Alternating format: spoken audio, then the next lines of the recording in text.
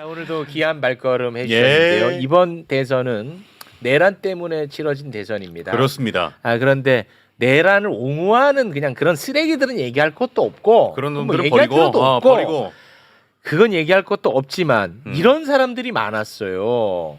내란도 문제지만 줄탄핵도 문제다. 그 양비론. 이런 양비로 나 궁금하다. 물타기 이거. 예. 이 부분에 대해서 오늘 오. 정확하게 짚어주시기 위해 나와주셨습니다. 전우영 교수님 박수로 맞이합니다. 고맙습니다. 박수가 무섭네요. 네. 최욱 씨는 형제분이 있으세요? 저는 형이 있는 걸로 밝혀졌습니다. 네. 어릴 때 네. 제일 화나던 일이 뭐든가요? 어릴 때. 어릴 때 제일 화나는 일이요? 돌이켜 봐봐. 별로 화가 안 나는데 음. 이제 뭐 어린애들이 무슨 화낼 일이 뭐 많겠어요. 근데 저는 제 기억은 그래요. 예. 저도 동생이 있는데 형제간에 싸우는데 다 이유가 있잖아요. 예. 근데 부모님 꼭 잘잘못 따지지 않고 둘 다 단쳐요. 그럼 그게 아. 이렇게 억울하고 분해서. 문제야, 그거 진짜 억울하지. 예. 맞아. 예. 그러네. 그거거든요. 어. 그걸 십이지심이라고 그래요. 옳고 그름을 가려줬으면 좋겠다. 내가 옳은지 네가 옳은지 내가 예. 잘못했든 누가 잘못했든 맞아. 이번엔 네가 잘못했어. 이번엔 네가 잘못했어. 이런 정도로 지적해야 덜 억울한데 네. 둘이 똑같아 그러면 아, 그게 맞아. 정말 억울한 거예요. 억울하고 예. 안 고쳐져. 예. 둘 다 잘못했다고 하면은 맞아요. 뭐 이건 그냥 넘어가게 되지. 예. 그게 사람의 본성이라고 그러잖아요. 아. 그러니까 이제 맹자가 사단이라고 부르는 것은 동물에게는 없고 사람에게만 있는 인간다움의 조건 네 가지예요. 그게 측은지심, 수호지심, 사양지심, 시비지심이라고 했잖아요. 옳고 그름을 가리는 것. 12지심. 이걸 이제 시비지심은 인간의 본성에 속해요. 그래서 이것이 있어야 사람이거든요. 근데 때로는 이제 이걸 안 가리는 경우들이 있죠. 그게 가장 유명한 사례가 그 유명한 저 황희정승 이야기. 너도 옳다. 너도 옳다. 예. 왜 그랬을까? 둘 다 옳다. 이건 이제 양시론이에요. 양실론. 그것도 짜증나거든요. 둘 다 옳다. 예. 어떤 경우의 조건에서 이런 얘기가 나올까요? 저는 만약에 황희가 자기가 저 상전이고 종들이 옳고 그름을 가려주십시오라고 그런 관계가 아니라 거꾸로였다면, 예를 들어서 자기가 상전이고 종한테 너 내가 맞는지 이웃집 대감 말이 맞는지 한번 생각해봐라 그러면 종이 뭐라고 그러겠어요? 둘 다 옳습니다는 얘기 절대로 못해요. 대감마님이 옳습니다 이렇게 얘기를 하는 수밖에 없죠. 예. 나를 생사여탈권을 쥐고 있는 사람이 네. 옳다고 하지. 첫째는 이게 이제 윗사람이 할 수 있는 얘기예요. 자기가 이 논쟁 당사자보다 훨씬 높은 지위에 그렇죠. 심판자적 지위에 있다라고 생각할 때 하는 얘기가 양시론 또는 양비론이에요. 예. 근데 두 번째로는 이거는 우리가 황희정승의 그 얘기를 현명함의 이제 표시로 보통 이해를 하는데 사실은 귀찮음의 표시예요. 귀찮아. 개입하기 싫다. 어. 개입하기 싫다이거나 이거 따지기 귀찮다는 얘기예요. 아니면 약간 하찮게 볼 수도 그렇죠. 있는 거예요. 하찮게 보는 야, 그게 뭐 얘기도 하고. 대단한 문제라고 그래. 예. 둘 다 옳아 그냥 이럴 그런 수도 거거든요. 있겠네. 전 다른 말로 하면 어. 지적 나태예요. 지적 나태야. 확인하기 싫은 거죠. 우리가 재판이라고 그러잖아요. 이 인간 세상에서 벌어지는 시비 다툼을 법적으로 판결하는 걸 재판이라고 그래요. 판정하는 걸. 근데 이 재판의 판은 옳고 그름, 판단. 유죄 무죄를 판단하는 거고 나누는 네. 거예요. 반반자에다 칼도 잘 쓰잖아요. 아. 반으로 딱 나눠서 예. 이게 유죄냐 무죄냐를 가리는 걸 재판이라고 하고요. 재는 재봉, 재단할 때 옷감을 마름질한다고 그러죠. 네. 사이즈에 맞게. 큰 잘못은 크게 벌하고 이제 작은 잘못은 작게 벌하고 이 사이즈가 있어야지 재판이 돼요. 그죠? 형량 없는 재판은 없잖아요. 그렇습니다. 유무죄만 가리는 재판이. 그리고 그러니까 언론이든 사회에서 우리가 하는 것들도 수많은 재판들을 일상적으로 하는 거예요. 누가 더 얼마나 잘못했는지, 누구 잘못이 더 큰지 이런 걸 따지는 것이 일상의 인간다움의 본성이거든요. 근데 그런 걸 안 따지게 만드는 것이 양비론이에요. 그러니까 정치적으로 이 양비론 문제는 이제 조선시대 같은 경우에는 이게 도학 정치라고 해서 학문에 기반한 정치를 추구했거든요. 근데 학문 자체가 시비를 따지는 거예요. 예. 학문이 옳고 그름을 안 따지는 건 학문이 아니죠. 그렇죠. 거기에 기초해서 정치를 하다 보니까 매사가 굉장히 심각하고 엄청나게 싸우게 되는 거예요. 네. 예를 들어서 옳고 그름을 따져야 되는데 의붓아들이 왕이었다가 죽었는데 이거 상복을 1년을 입어야 되느냐 3년을 입어야 되느냐 지금 생각하면 아무것도 아닌 문제 같지만 그렇죠. 그 사람들한테는 의리 관계를 하면 굉장히 중요한 문제였던 예. 그 당시. 근데 그렇게 좀 모든 문제를 학문적으로 이론적으로 이렇게 접근하다 보니까 논쟁이 치열해지고 그리고 사람들이 서로 죽고 죽이는 문제로까지 비화되니까 도대체 예. 상복 입는 문제 가지고 누굴 죽이고 누가 살고 이게 도대체 뭐야 지금 기준에서 그렇게 생각되지만 조선시대는 그런 문제가 심각했어요. 예. 근데 이걸 좀 완화해 보겠다고 한 것이 영조의 탕평책이었죠. 근데 영조 정조가 모두 탕평책을 실시했지만 탕평의 방식은 좀 달랐어요. 그래서 영조를 완론 탕평, 영조 때 탕평을 그다음에 정조 때 탕평을 줄론 탕평 그러는데 예. 재미없으니까 빨리 할게요. 대명이니까.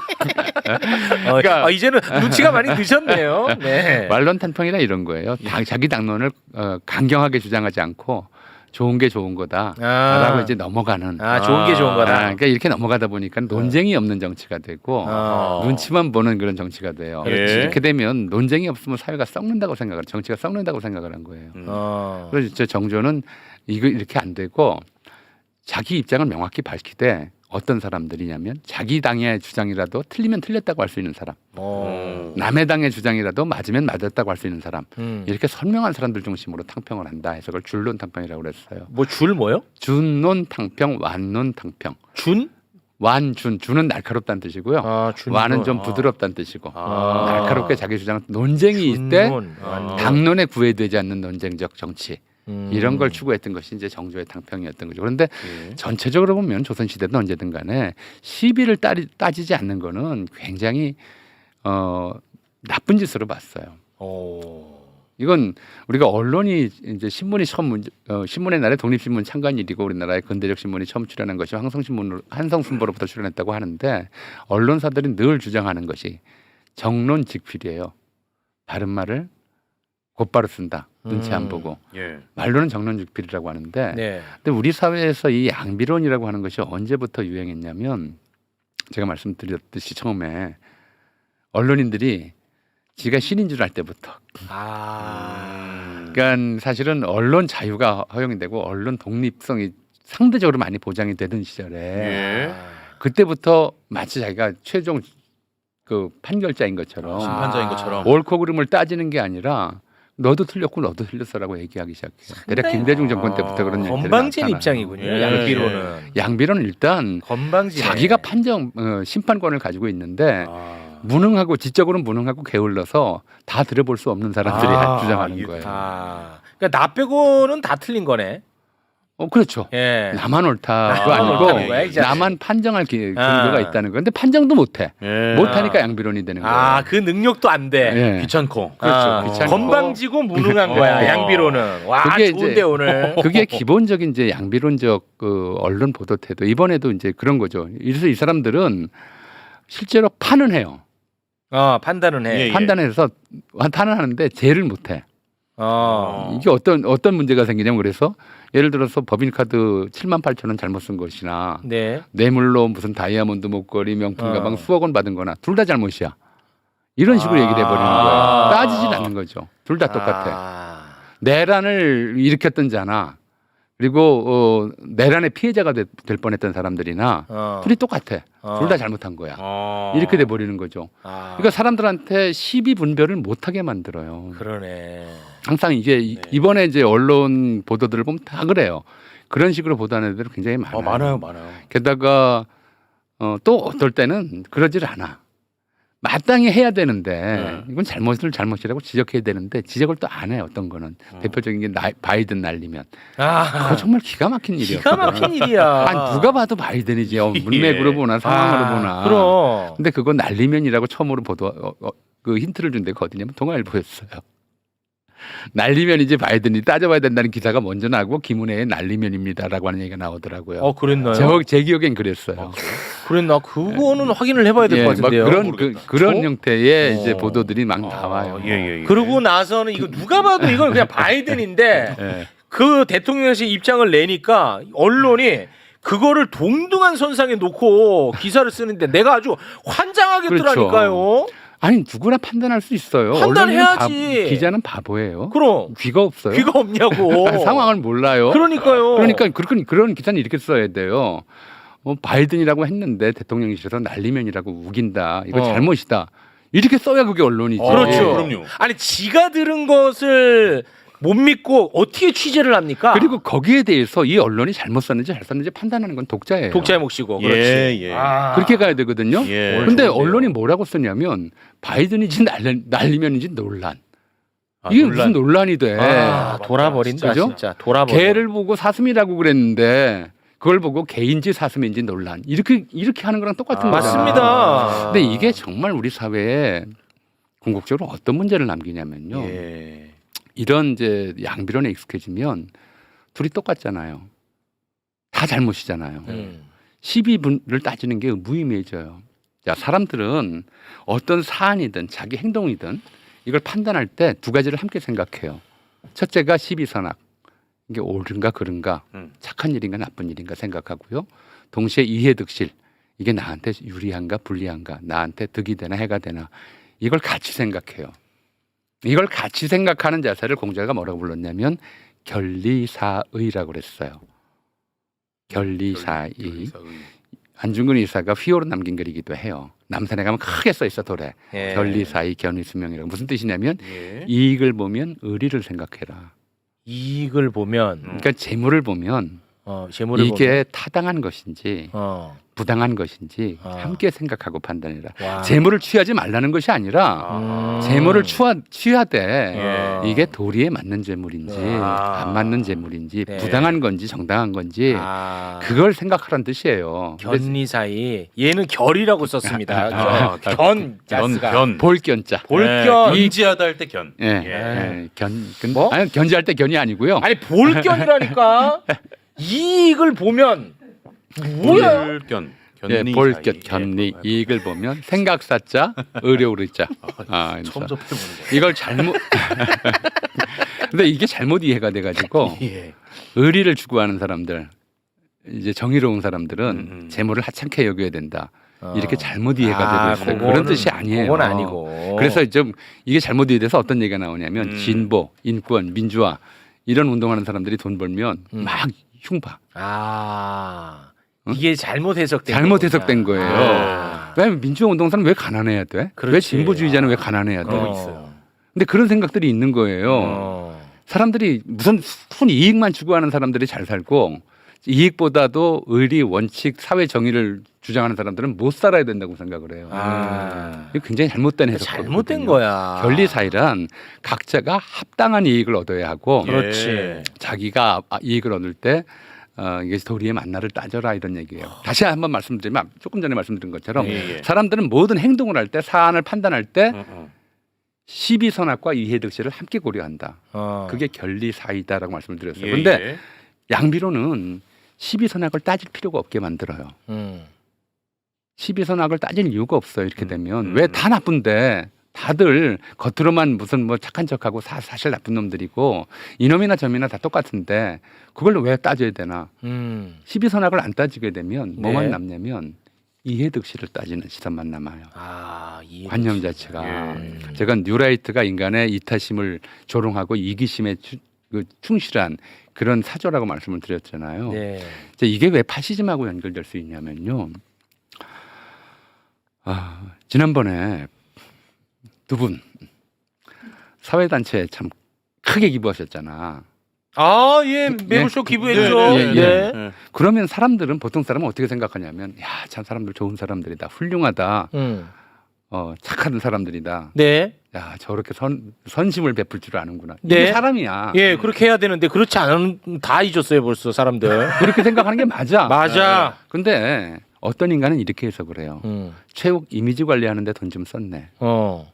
이렇게 생각해요. 이 행위조차도 그것도 그렇게 보더라. 선의로 베푸는 행위조차도 그렇게 보더라고. 보는구나. 예. 예. 이게 선의로 인식이 안 돼 이 사람들한테는. 와, 이거 좋은데요. 그런 사람도 진짜 있어요. 많더라고요. 이 사람들은 선의로 인식이 안 되고 왜냐하면 예. 시비선악에 대한 기준점이 사라져 버렸기 때문에 이해득실만 따지는 거야. 저렇게 저 사람에 의해서 무슨 이익이 있지만 따지는 거야. 그래서 그렇게 되는구나. 야, 좋다 나 오늘. 이해됐다. 그래서 저렇게 저 사람한테 이런 이익이 있겠구나라고 자기 마음대로 해석하는 거예요. 그래서 실제 네. 커뮤니티에 저거 지 이미지 때문에 한다는 것도 있고 저것도 세금 털라고 저런다고 하는 애들도 있고 그렇게 엄청 많더라. 그러니까 이 관점으로만 해석하는 거지. 이해득실. 야 오늘 방송 계산으로만 해석이 나 되는 이거 거야. 아. 양비론은 바로 우리 사회가 견제해야 될 시비선악의 기준을 없애버려요. 와, 그러네. 없애면서 사람들의 의식 안에서 아. 시비선악에 대한 고민 자체를 무력화시켜버려요. 왜냐면은 이런 고민을 댓글 볼 때마다 무력화시키고. 왜 이렇게 생각하시지라고 늘 자기가 그러니까. 한 적이 있었거든. 자기가 본인이 이타심이나 어. 인간의 선함이나 인간의 이른바 남을 불쌍히 여기는 마음이나 이런 것들을 이해를 못해 본인 못해. 자체가. 왜냐 이해득실로만 판단하니까. 이해될 수만 네네네. 따지면 저게 저 사람한테 무슨 이익이 되느냐만 따지는 거야. 그러네. 그러니까 이 사람은 좋다. 사람이 아니라 계산 기능만 같은 계산기야. 계산 기능만 같은 초보적 AI가 돼 버리는 거예요. 양비론의 폐해가 양비론의 그거라는 거죠? 폐해가 양비론은 결국 그렇게 가. 그렇게 갈 수밖에 없다는 그렇게 갈 거지. 수밖에 없어요. 그러네. 이거는 이거나 저거나 똑같고 어. 이 상황이나 저 상황이 다 똑같고 이렇게 생각이 되면 그러면 이제 시비선악을 따지는 게 무의미해지죠. 그러네. 우리 사회에서 옳은 일이 무엇인지, 옳은 판단이 무엇인지, 무엇이 좋은 일이고 무엇이 나쁜 일인지를 판단하는 게 아니라 늘 어떤 것이 나에게 이로운지, 어떤 것이 나에게 손해인지만 따지는 거예요. 그래서 남이 어떤 행동을 해도 자기 기준에서만 보이는 거야. 그런 사람들이 있어요. 그러니까 우리 사회가 양비론에 이렇게 빠지면서 제가 이 언론이 양비론을 본격적으로 유포하기 시작한 것이 언론이 정치 권력 위에 섰다고 스스로 느낄 때부터 밤의 대통령이란 말이 나올 때부터 그 전까지의 언론은 이를테면 정권의 눈치를 보는 언론이었단 말이에요. 그렇죠. 정권한테 대들었다가는 막 탄압당하고 기자들 예. 잡혀가고 광고 끊기고 이게 75년 상황이었거든요. 그때 언론은 이제 사실은 전복 기관지였지. 전두환 때도 마찬가지여서 보도 지침 베끼는 게 언론의 일이었잖아. 예. 거기 양비론이 어디 있어? 전두환 각하가 하는 일은 무조건 옳고, 그다음에 야당이 하는 일은 무조건 무조건 틀렸고 틀린 거고. 이렇게 써왔다고요. 네. 그랬다가 민주화가 되고 물론 언론인들도 일부 민주화 운동에 동참하긴 했어요. 그런데 민주화 언론 자유를 언론인들이 다 만든 게 아니잖아. 그렇지. 시민들이 언론 자유를 만들었고 자유롭게 쓸 수 그럼요. 있게 됐어요. 예. 그러면 시민들의 입장에서 이게 옳은 일인지 그런 일인지 맞는 일인지 틀린 일인지 판단할 수 있는 자료를 줘야 되고 예. 자기들도 거기에 대해서 써야 되잖아. 근데 갑자기 신이 된 것 같이 행동을 하는 거예요. 맞아요. 언론인들이. 아. 내가 이 정치권 위에 서 있다. 정치는 언론보다 저질이다. 정치인들은 서로 자기가 잘났다고 싸우지만 사실은 둘 다 똑같은 놈들이다. 이런 식의 담론을 유포해 버린 거예요. 그러네. 언론들이. 그게 습관이 됐어요. 그게 근데 습관이 또 돼버려요. 자기들 습관이 되다 보니까 날리면이지 바이든인지 누구나 알 수 있는데도 날리면 바이든 논쟁이라고 쓰는 거예요. 습관이 돼버렸구나. 그리고 이제 이런 경우도 그런 거죠. 누구한테 욕먹기 싫으니까 한편으로는 네. 자기들이 지적으로 무능하고 게으르니까 내란이나 줄타내기나 똑같다. 그러면 왜 줄타내기나 똑같은 거는 줄 거부권 행사 정도에서 똑같다고 할 수가 있어. 그나마 그렇죠. 그렇지. 그나마. 동일선상에서 어떻게 내란하고 그러려면. 줄타내기하고 예, 똑같아요. 그렇지. 전혀 다른 얘기거든. 차원이 다른 문제인데 다 그렇지. 똑같이 만들어 놓고 예. 그 국민들한테 던지는 거지. 다 똑같아. 어. 시비선악 따질 필요가 없어. 누가 옳고 누가 그런 거 아니야. 그러면서 이제 자기 이익만을 생각하는 태도에 면죄부를 주는 거예요. 세상 사람들 다 전부 자기 이익만을 위해서 살아. 누군가 정의나 옳음이나 올바름이나 이런 거에 대해서 얘기하는 거 다 위선이야. 이렇게 이런 생각을 심어주는 거예요. 사회가 확산돼 버려요. 이렇게 확산되어 버리면 인간이 물질화돼 버리고 결국 그 물질화된 인간, 이해득실만 따질 줄 아는 인간들을 기반으로 힘을 얻는 게 파시즘이에요. 그게 파시즘이고. 이익을 주겠다는 거죠. 아니 누가 봐도 죄 없는 사람 죽이는 거는 죄잖아. 그렇지. 나쁜 나쁜 거지. 일이잖아요. 노상원 수첩에 적혀 있는 그 수많은 명단들이 무슨 법적으로 잘못 사용당할 죄를 지은 사람들이 아니잖아요. 그렇죠. 근데 그 사람 죽여도 좋다고 생각하는 거야. 죽이는 게 타당하다고 생각하는 거고. 예. 그런 생각이 표현된 게 이번에 41%예요. 그렇게 하면 저것도 우리나라에 살아가기 힘들어요. 아니 힘들어도 사실은 그래요. 교수님, 그렇게 내가 너무 힘들어. 내란 자체가 네. 결국 그런 일로 규결되는 상황인데 그 세력들한테 표를 준단 말이에요. 왜냐하면 그렇게 생각하는 거죠. 똑같다. 그럼 양쪽 다 똑같으니까 이건 자기가 투표는 심판행위지. 기대행위인 동시에 심판행위도 해요. 근데 심판자인데 이걸 못해 재판을. 누가 얼만큼 잘못했는지를 따지지를 못하고 둘이 똑같다고 생각을 하는 거예요. 그러니까 뭘 선택해도 잘못이 아니야. 그리고 그렇게 선택하는 것이 내 이익에 맞느냐만 따져. 아. 이제 우리 사회가 그런 방향으로 지난 2, 30년 특히 이제 2004년 뉴라이트가 예. 이제 본격 출연하고 그런 담론들 이제 그런 담론들이에요. 저는 이제 2004년 무렵에 우리 사회를 그때부터 우리 사회를 본격적으로 바꾼 신호탄이라고 생각을 하는데 TV 광고. 그해 이명박 당선되던 해 겨울 내내 좀 TV에 나왔던 광고가 부자 여러분 되세요. 부자 되세요. 아, 부자 되세요. 부자 되세요. 부자 되세요. 예. 그 다음에 이제 내 아이는 다르다. 내 아이는 다르다. 내 아이만 다르게 키우겠다라고 하는 이제 이런 식의 광고들이 막 나왔어요. 예. 이런 현상을 이제 아주 옛날부터 있었어요. 중국의 장제는 뭐라고 불렀냐면 견리사의와는 정반대로 이런 걸 견리망의라고 그래요. 견리 망의. 망의. 이익이 눈앞에 보이면 옳고 그름에 대한 판단을 잊어버린다. 아. 판단 기준을 잊어버린다. 예. 이제 우리가 저는 이제 지금 뭐 이재명 이제 정부가 시작되고 뭐 여러 가지를 좀 개혁하고 바꿔야 되겠지만 첫째로 바꿔야 될 것 중에 하나가 특히 첫째로 바꿔야 된다고 저는 생각을 하는데 아마 또 이재명 정부 들어오면 언론들이 안 그럴 것 같아. 정부용만 할 것 같아. 양비론이 아니라 양비론도 아니야. 정부용만 할 것 같긴 하지만 양비론도 아니야. 근데 이 양비론적 관점에서 벗어나야 돼요. 우리는 늘 판단하고 살아요. 늘 재판하고 살아요. 자기도 재판하고 남도 재판하면서 살아요. 네. 그리고 그럴 때 이 잘못이 어느 만큼 비난받을 잘못인가, 이 잘못이 어느 만큼 공격받을 잘못인가 이런 걸 따지잖아요. 그렇죠. 똑같이 잘못을 했어도 네. 늘 형제간에도 그래요. 네가 더 잘못했느니 내가 더 잘못했느니 따져야 되고 그게 해결이 돼야 마음이 편해 오히려. 그게 사람이거든. 그걸 잊으면 안 돼요. 그래서 우리가 양비론을 유포하는 언론들이 결국 노리는 것은 시비선악이 사라지고 이해득실만 남은 사회. 정말 모두가 모두를 잡아먹는 일의에 대한 일의에, 만인에 대한 만인의 리바이어든 같은 사회. 그런 사회를 바라고 있는 것이다. 그래서 그런 언론을 끊어라.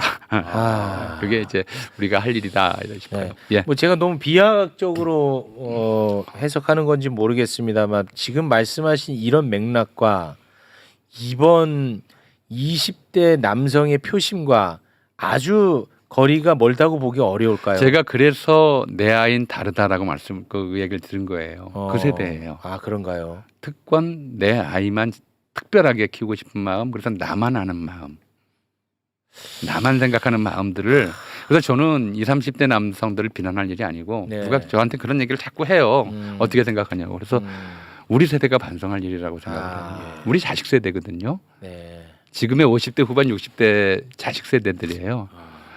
그렇게 키웠어요. 예.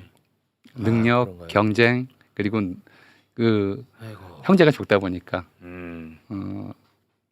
아이 중심으로 예. 세상의 중심으로 만들어 버렸어요. 그런 생각을 갖게 만든 것이 우리 세대가 만들어놓은 잘못이고요. 사실은 좀 정책적으로 보자면 이명박 시대의 이명박 정권이 누가 얼마 전에 그런 증언을 했더라고요. 보통의 정권들은 이제 정권 5년기 계획을 먼저 세우는데 5년 동안 무엇을 할 것인가. 예. 이명박 대통령의 첫 번째 지시는 정권 재창출 계획이었대요. 오. 자기가 무슨 짓을 해도 그 다음에 안전할 수 있는 계획을 세워라라고 하는 것이 이명박 대통령의 첫 지시였다는 증언이 최근 나와서 한번 찾아보세요. 그런가요? 그런데 그리고 나서 그 이명박 정권 내에서 이제 유인천 씨 문화부 장관 되고 막 이러면서 그 내부에서 했던 뭐랄까 문화 정책의 기본 방향이 뭐냐면 한국 사회의 이념 지형을 오른쪽으로 한 걸음 더 이동시키는 것이었어요. 그게 이제 극우 육성으로 나왔고요. 예. 일베나 이런 좀 패륜적인 좀 담론 사이트들이 예. 그 시절에 나와요.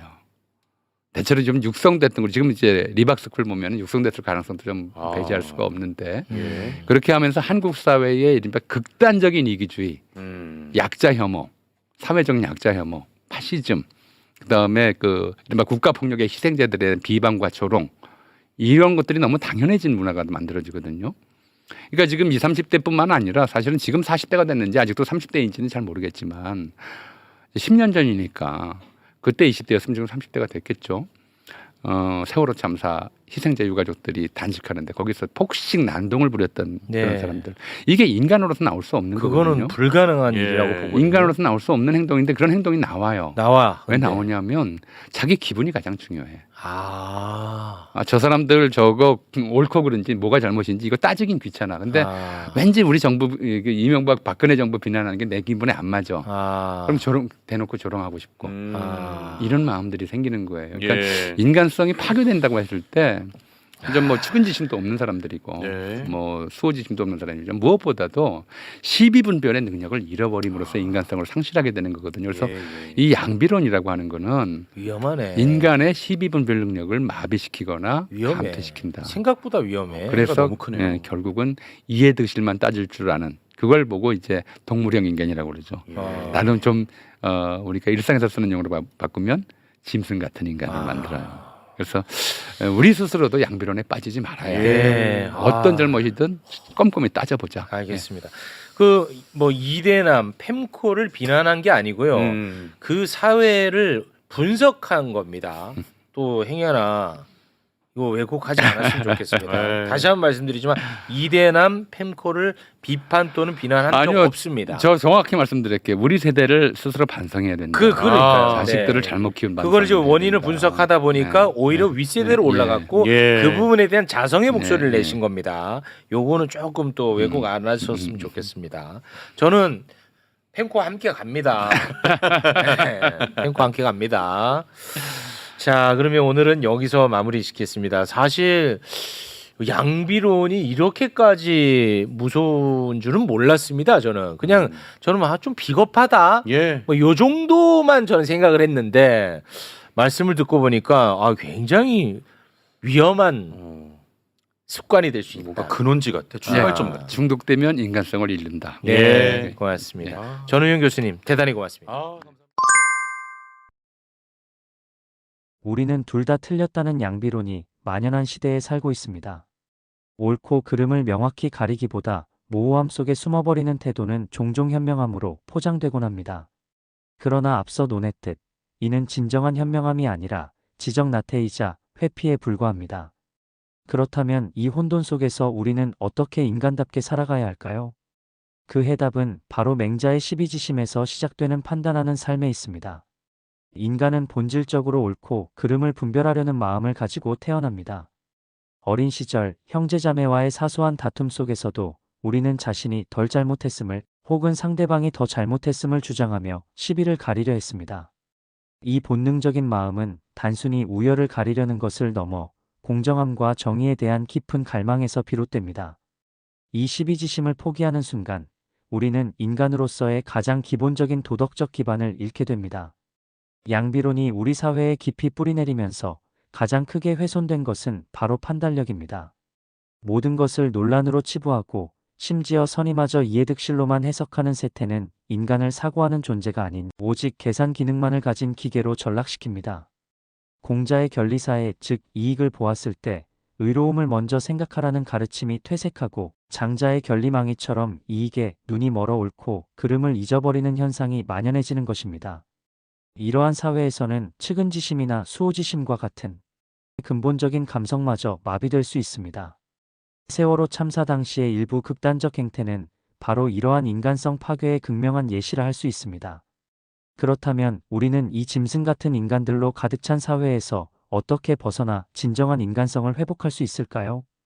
해답은 의외로 단순하고 근원적인 곳에 있습니다. 바로 판단하는 삶을 적극적으로 살아가는 것입니다. 첫째, 정보의 홍수 속에서 비판적 사고를 잃지 않아야 합니다. 언론이 제시하는 모든 것을 맹목적으로 수용하기보다 그 이면에 숨겨진 의도와 편향성을 파악하려 노력해야 합니다. 논란이라는 편리한 단어 뒤에 숨겨진 진실을 찾아내려는 노력이 필요합니다. 둘째, 옳고 그름을 가리는 것을 귀찮아하거나 두려워하지 않아야 합니다. 때로는 불편하고 피곤한 과정일지라도 우리는 사안의 경중을 따져 누가 더 잘못했고 무엇이 진정 올바른지 끊임없이 질문하고 답을 찾아야 합니다. 마치 재판관이 되어 유죄와 무죄를 가리고 형량을 재단하듯이 우리의 일상 속에서도 그러한 판단의 잣대를 세워야 합니다. 셋째, 이해득실을 넘어 시비선악의 가치를 우선해야 합니다. 모든 행동과 판단의 기준을 오직 나에게 이득이 되는가에 두는 것이 아니라 이것이 도리적으로 옳은가를 먼저 고민해야 합니다. 타인의 선의를 의심하기보다 순수하게 바라볼 줄 아는 마음, 약자의 고통에 공감하고 부조리에 분노할 줄 아는 마음을 잃지 않아야 합니다. 궁극적으로 판단하는 삶은 스스로 주체적인 존재임을 선언하는 행위입니다. 양비론에 물든 사회는 우리가 판단을 포기하고 무력하게 흐름에 순응하기를 원합니다. 그러나 우리는 생각하고 분별하고 가치를 지향하는 존재입니다. 비록 모든 문제를 명쾌하게 해결할 수는 없을지라도 옳고 그름을 끊임없이 따져묻고 더 나은 방향을 모색하는 과정 자체가 인간을 인간답게 만듭니다.